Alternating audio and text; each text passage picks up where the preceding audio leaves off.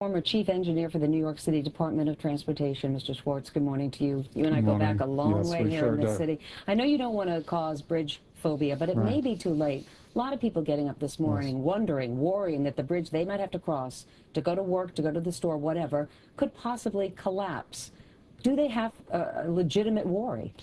Well, they have a legitimate worry in the sense that their government officials should be taking care of these bridges. No government official should accept anything above 1% in terms of structurally deficient. But we're close to 13%, 70,000 bridges in this country. How do we reach that point? We reached that point because we neglected our infrastructure. We didn't do the very basic things. A bridge is like a machine. It needs to be cleaned, it needs to be oiled, it needs to be lubricated in various parts. It moves with the load, it goes up and down, it slides with the changes in temperature, and we need to treat it properly. Imagine driving your car without ever oiling it, greasing it, and waiting until the engine seizes up.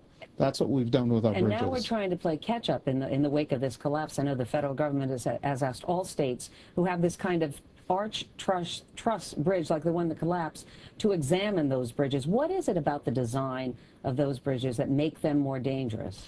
In engineering terms, we call them fracture critical bridges, meaning that if there's a single failure of a member of the bridge, a steel beam, the entire bridge can come tumbling down.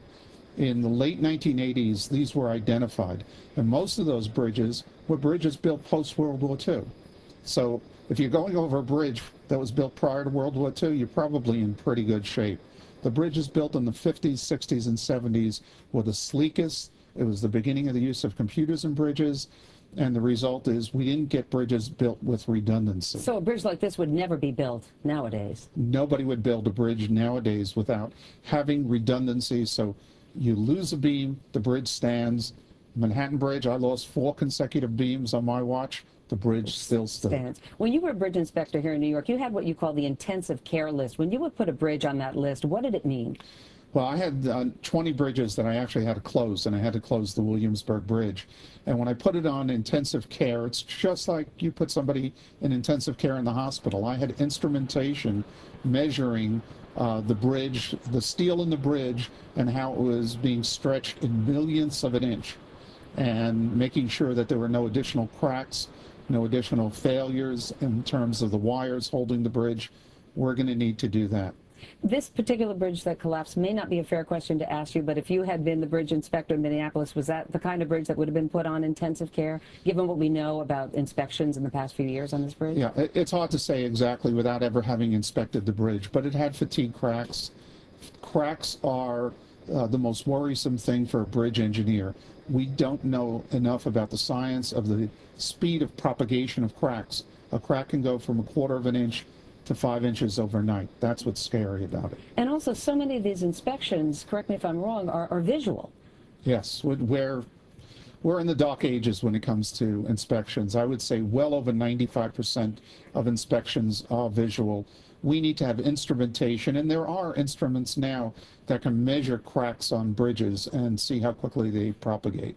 Seems to me that we've got 2 problems here. We have an aging infrastructure in this country, and we don't seem to have the funds or the wherewithal to repair our bridges. Are we playing Russian roulette with our bridges in this country? Well, the second part is a funny answer that I'm going to give you. We need less money.